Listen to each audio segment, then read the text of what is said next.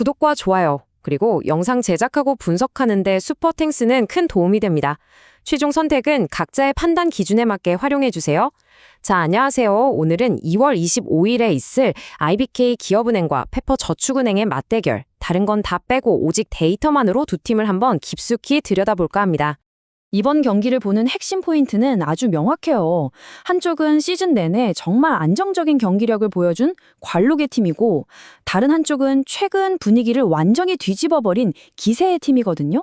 자, 그럼 순수하게 데이터만 봤을 때 과연 어느 쪽에 더 유리할까요? 자, 그럼 먼저 시즌 전체 데이터를 보면서 큰 그림부터 한번 그려보죠. 딱 보니까 정말 전형적인 방패 대 창의 구도가 나오더라고요. EBK 기업은행을 보면 세트당 디그가 무려 11.05개. 이걸로 리그 전체 1위예요. 말 그대로 철벽 수비를 자랑하는 거죠. 반면에 페퍼저축은행은 공격 성공률이 40.1%로 리그 3위. 그러니까 어떤 방패든 뚫어버릴 수 있는 아주 날카로운 창을 가진 셈입니다. 근데 여기서 정말 흥미로운 두 팀의 색깔을 딱 결정짓는 데이터가 하나 나와요. 바로 리시브 효율인데요. IBK는 28.3%로 굉장히 안정적인데 페퍼는 22.28%에 머물러요.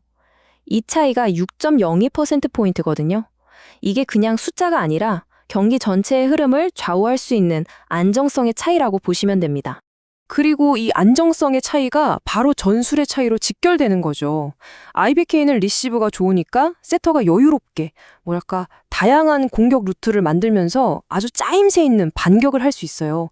근데 페퍼는 리시브가 흔들리는 순간 상대 블로커들이 뻔히 예측할 수 있는 오픈 공격에 의존할 수밖에 없게 되는 거예요.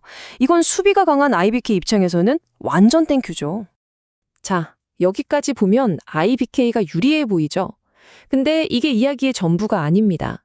시선을 최근으로 딱 돌리는 순간 이 데이터의 흐름이 완전히 180도 뒤바뀌기 시작합니다. 최근 10경기 성적을 한번 볼까요? 여기서부터 페퍼저축은행이 6승으로 5승의 IBK를 아주 근소하게 앞서기 시작해요. 뭔가 미세한 균열이 보이기 시작하는 거죠. 이걸 최근 5경기로 더 좁혀보면 이 흐름이 훨씬 더 명확해집니다. IBK는 2승 3패로 갑자기 주춤하는데 페퍼는 4승 1패. 이건 분위기가 완전히 반대가 된 거죠? 여기에 또 하나의 결정적인 변수가 있어요. 바로 체력 문제입니다. 페퍼저축은행은 6일 동안 푹 쉬고 이 경기에 나오거든요. 근데 IBK는 휴식일이 단 3일 뿐이었어요. 이 차이, 경기 후반으로 가면 정말 크게 작용할 수 있습니다. 이런 좋은 분위기는 최근 5경기의 세트 득실에서도 바로 보여요. 페퍼는 12세트를 따는 동안 잃은 건 5세트뿐, 마진이 무려 플러스 7이에요. 압도적이죠? 반면에 IBK는 9세트 따고 11세트를 내줘서 마이너스 2, 하락세가 뚜렷하게 보입니다.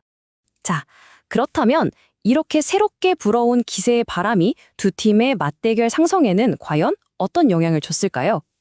데이터를 보니까 기존에 있던 그 단단한 질서에 최근 아주 결정적인 금이 가기 시작했다는 게 명확하게 보이더라고요. 이번 시즌 상대 전적만 떼어놓고 보면 4승 1패로 IBK가 압도적이에요. 역시 IBK가 강하구나 싶죠. 하지만 가장 중요한 건 뭐겠어요? 바로 가장 최근 경기잖아요. 2월 15일 맞대결에서 페퍼가 3대1로 이겨버립니다. IBK의 그 절대적인 우위에 처음으로 흠집을 낸 거죠. 이 맞대결 스탯을 좀 더 깊게 파고들면 두 팀의 공격 스타일 차이가 아주 선명하게 드러나요. IBK는 역시 속공이죠.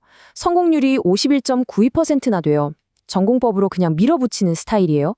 반면에 페퍼는 시간차 공격에서 40%, 후위 공격에서 36.36%, 이런 식으로 상대 수비 타이밍을 뺏는 좀 더 변칙적인 플레이의 강점을 보입니다. 자, 그럼 오늘 경기를 제대로 예측하려면 우리가 꼭 풀어야 할 숙제가 있어요. 바로 그 2월 15일 경기, IBK는 도대체 왜 어떻게 졌을까요? 그 원인을 정확히 알아야 합니다. 근데 분석하다 보니까 정말 이상한 점이 하나 있었어요. 완전 역설이죠.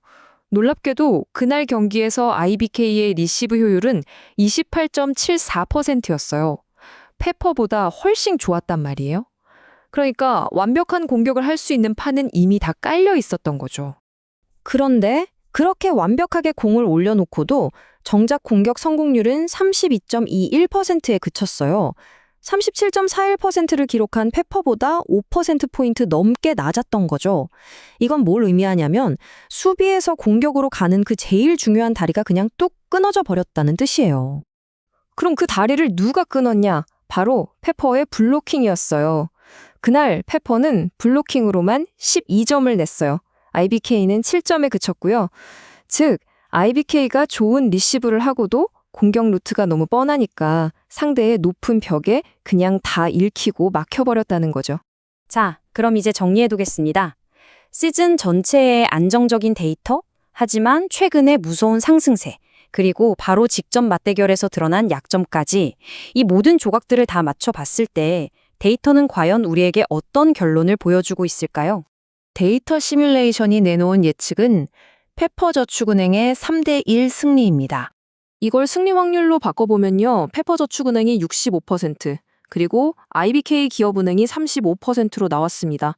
데이터는 역시 최근에 이 무서운 기세에 훨씬 더 큰 점수를 주고 있는 것 같네요.